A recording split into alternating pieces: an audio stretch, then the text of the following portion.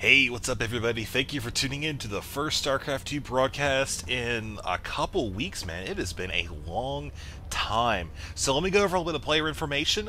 We do have a game between eXoPolygon, spawning as the Protoss down in the bottom left position, against the Red Terran opponent, IMMvp, in the bottom right here on the map, Typhon Peaks. Now, IMMvp, just a little bit of background info about him. Former Brood War player, 20-year-old, 21 by Korean age. I don't really know the difference in that, but whatever works. Real name Jeong Hyun, and he is recently noted for taking first place in the LG Cinema 3D GSL World Championship, so pretty impressive stuff there. I mean, most of you probably already know who MVP is, so I'm not going to cover too much about him. This guy over here, eXoPolygon, actually wasn't able to find a whole lot of information about him. I know he's rank number 6 in the Masters League in this division right now, and more importantly, he scored the Watcher Replay achievement on December 10th, 2010. So there you have it, everything you need to know about Polygon here. Now, as far as the map goes, this map is actually, I think it lends itself pretty well to standard play. You're not going to see a lot of air harassment. You look at the two spawning positions where they are right now. Imagine trying to get something back here into the Terran base without him seeing it. I mean, he's going to have plenty of heads up, and look at that, plenty of room back there to get Stalkers, or get Marines, of course over here Stalkers, etc. Same thing there. So I would expect something kind of along the lines of standard play, with emphasis on trying to take advantage of the choke points. You look at the minimap, and you can actually just see there are a lot of narrow passageways here. I say narrow compared to some of the other maps like Tal'Darim Altar, where you have huge wide open fields that you can go through. But I would expect to see some play that's going to be pretty dependent on trying to take advantage of that narrow terrain, trying to pull each other out of position, and we'll just wait and see exactly how the game goes. Now, as far as where I've been the past couple weeks, so here's the deal. And if you don't want to hear the story, you can actually just fast forward like 2 minutes or whatever, and no big deal. A couple weeks back, I got pretty sick. It felt like a cold, but it was worse than it. So I was kind of down and out for about a week, and near the end of it, I had this persistent cough. It just would not go away. So I can't cast when I'm constantly coughing. I tried to. It just didn't work out very well. So I decided to get some cough drops. Okay, big deal, or not a big deal.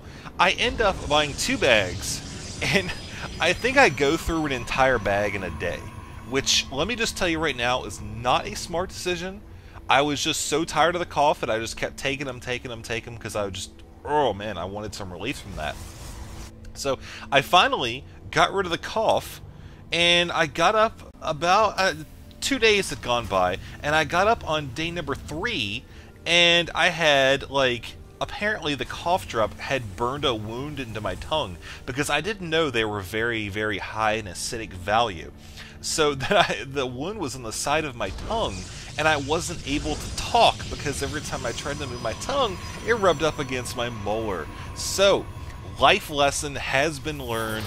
Don't take a huge amount of, wow, did he really just try to kill that SCV? Alright, well, he wanted to use a force field to kill that SCV, and I believe he did indeed achieve his goal there. Go Polygon, first kill of the game right there. But anyways, yeah, that's the deal. That's where I've been for the past 2 weeks. I was trying to get my tongue to heal after that whole sickness fiasco, and I'm sure that some of you guys who actually know what you're doing with cough drops and medicine, you're probably laughing really hard at how retarded it was. But I mean, hey, doctors are expensive. Cough drops aren't. If I have to wait an extra week and learn a life lesson, then so be it. So now let's actually pay attention to the game here. We do have MVP looking like he's going to be moving out, trying to put some early pressure on his opponent, who's going for a fast expand. You see he's got 3 gates right now. Very good choice to get these up. Having scouted his opponent, probably had an idea he could be potentially facing some early pressure here. That is indeed the case. The question is now, what is MVP going to do? Is he trying to bust up the ramp, or is he going to try to come down here and kill the Nexus? We'll have to see. Oh, 1 force field going down, 2 force fields. Look at the placement of those force fields, man. Very, very smart. You know, if he had actually just placed that just one little notch lower, he could have completely denied vision of the high ground and had all those units completely isolated there and good to go. But you see, IMMvp is still able to bust up here and do some damage. I mean, not a ton. He did actually lose all of his forces, but he did indeed knock down the Protoss army just a notch. So maybe kind of getting the Protoss an idea. You know what? I'm going to be fighting, so you better not retaliate here. I realize that you're expanding. I'm going to try to get one of my own down. You see that right there. And of course, with additional reinforcements that were heading over to the right are now heading to the left. Now heading back over towards the right. As we see, Polygon is going to be looking to do a counterattack here. He does have a couple more Stalkers this time, which I think will help out. But, you know, Marines and Marauders, you see, right now he does have the combat shield upgrade. The stim upgrade is on the way. He does not have an expansion drop down, so he doesn't have to worry about that. Of course, the command center is still sitting in the main base. One of the nice things about Terran, man, they can get away with cool stuff like that.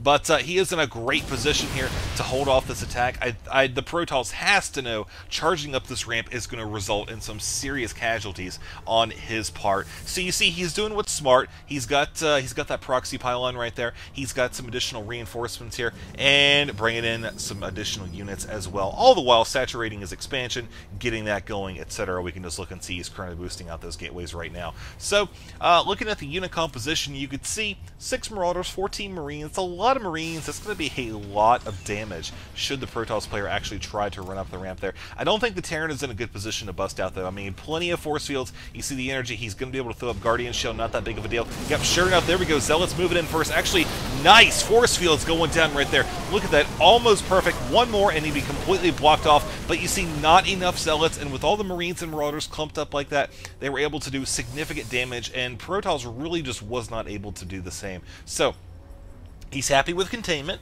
Perfectly fine there. We can just look at the income right now and see Protoss does indeed have an advantage, 9 Harvester advantage there, and of course same gas and kind of floating at around 200 more minerals per minute there. All the while sitting on the same quantity of production facilities there. We can see a Twilight Council is on the way as these two players continue to stand off. We can actually see MVP here. He's trying to keep an eye on him, see maybe if oh, nice.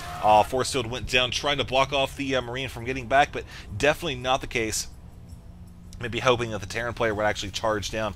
But we see he's transitioning into a starport. He may decide to go ahead and get some medevacs here. It looks like that is going to be the case. Now, the Protoss player over here, you know, he's got a couple options. He, of course, got the Twilight Council, so he could get that charge upgrade, always a great thing. He could get Blink, but he can either go down, he can either get a robotics facility and get some Immortals Colossi, but the problem with that is, you look again with what the Terran player is doing, he's going to end up basically, I'm guessing, with late game standard versus Protoss, which is basically Marauders and Medevacs, of course Vikings as well. So with the reactor on the starport, he's going to be able to switch from Medevacs to Vikings super quick and negate those Colossi completely. So he may decide to go instead with High Templar. We'll just have to wait and see. For now, we see the charge upgrade is indeed on the way.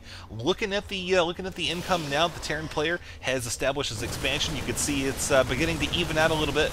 Both players floating at around 1,300 per minute. Of course, Protoss with the double gas there, certainly going to lend itself well to the coming minutes as we get ready to maybe have an attack coming from IMMvp. He does have the one medevac that'll help out a lot. Oh, nice force fields actually. Didn't completely block off the Marines, but it definitely told the Terran player, look, I've got plenty of sentries, plenty of energy, I'm ready for you, so if you want to bring it on, come on. You know, you're going to be running through the choke here. It's going to take you longer to get into position than it will for me. Plenty more Zealots coming down the line, as well as that charge upgrade. It is just a hair from completion. There we go. And the Templar Archives is going down, so very smart play there by Polygon.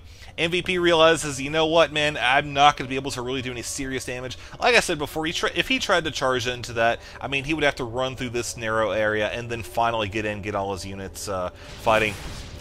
And that would just not be a very easy thing to do at all. So he's going to fall back, probably sit on defense maybe for a little while longer. You see he's got a whole slew of stuff coming down the line right now. But as far as actual unit composition for him, I mean, he's sitting pretty good right now. I think he could stand to get maybe a couple more medevacs going in later on. But we'll just have to see. It all depends really the Marine Marauder ratio. You kind of want to watch your opponent. You don't want to get too many Marauders, too many Marines. You just really have to base your composition on good information there. So we're going to see Polygon actually going for another expansion. Going to be dumping that money towards that. You see he's sitting on almost 700 minerals right now. If you're not getting an expansion, you definitely don't want to be floating on that many. But as far as supply goes, you see he is slightly ahead, 123 to 127. Currently in the units lost, you can see that they're sitting roughly even. Not too much of a discrepancy there. So now you see Polygon is indeed going for those High Templar. He does not have the Storm upgrade, even though he's sitting on he could get enough gas to do so, but we'll just wait and see actually what he plans to do with that. More importantly, he does have, you see the Archons with 1 armor, 1 weapon upgrade. That's, of course, the unit that does extra damage to biological units, which you see are in great supply in the Terran army. Another proxy pylon has been discovered there by Polygon. Going to be going down very quickly. Not surprised at that. I think he's trying to sneak in a couple there, but hasn't quite worked out the way he's wanted it to. So expansion's looking pretty good. He is actually going to be moving out here. Now the question is, it's really going to come down to position. He does have a few Stalkers here. He's got a lot of Zealots, so plenty of meat shields. The Archons are going to have to make sure, he's going to have to make sure he does not engage in the position like this, where the Archons are stuck behind the Zealots or the Stalkers there, because those Archons will be doing a ton of damage to this force, which you see, the Terran player, he's got 3 Ghosts right now, so those are actually going to have a lot of EMP here in the coming moments. There's that proxy pylon drop down, and the Terran player, I believe, actually saw that. Yeah, sure enough, so there we go. He is going to be expecting an attack coming here at some point in the near future. Of course, Protoss looking to expand his options, trying to bust up these rocks, and give himself the ability to send down additional units right here. And oh, that probe is going to be sacrificed to the Marine gods right there. But great army placement here. I do like this. You see, this is what I'm talking about. He's able to cover these 2 choke points right here, and right here with just a minimal amount of units. The rest of them just going to hang in back, being swing units, so to speak. And Protoss just kind of realizes, you know what, man, I'm not going to be able to bust up that. There's no way that I'm going to come out of that on top. So MVP realizing, hey, you know what, Protoss has fallen back to take out that proxy pylon and go see what damage he can do himself. Now, again, they may decide to come into the same predicament where the Terran player doesn't want to commit, especially with these High Templar running around here in the front. Of course, there's a Ghost, and Polygon thinking ahead, already brought that Stalker out ahead. Oh, nice Storm landing on a lot of those Marines. You can see those medevacs are going to have to burn some energy there for a little while. That is going to delay attack at least for a couple seconds, and you see the High Templar is still hanging out there. Have another one of them sitting on very, very low energy there. Probably could make that into an Archon once those... Oh, nope, there we go. Completely drained of energy and shields. Now the Terran player is feeling confident. He has made his way through the choke point and is actually falling back a little bit here. So you see the Zealots, very smart positioning there by MVP. The Zealots are not going to be able to get a complete surround, so they're just going to be funneling in there 2 or 3 at a time. And there we go. Now the Archon's actually running around back and forth there, not doing any damage. They may have been trying to attack something that was just simply out of range there in the back. And all that's left are the Stalkers, which you see that MVP is more than well equipped to deal with, and there's the GG from Polygon. So that's going to wrap up this game, folks. I do have plenty of matches coming for you this week. I cannot tell you how long it is. Well, actually, I can tell you how long it's been since I've cast. It's been about 2 weeks since I've actually cast a game. But I really want to come back into this full swing here. So I'm going to get this game going. I'm actually going to try to catch some sleep. I'm going to get up and start a casting frenzy. I seriously want to get like 100 games in this month, I swear. But yeah, anyways, that's it. If you guys want up-to-date information about like stuff like where I've been for the past couple weeks, stuff like that, kind of relevant to that whole deal, make sure you follow my Facebook. You'll find a link down in the video description. So just click that and follow it. You'll be good to go. You'll kind of know what's going on even when the video doesn't go up right away. So that's it. Thank you for watching. Thank you for your support, and I'm out. How many of you guys would like a tour of my house with like a video camera?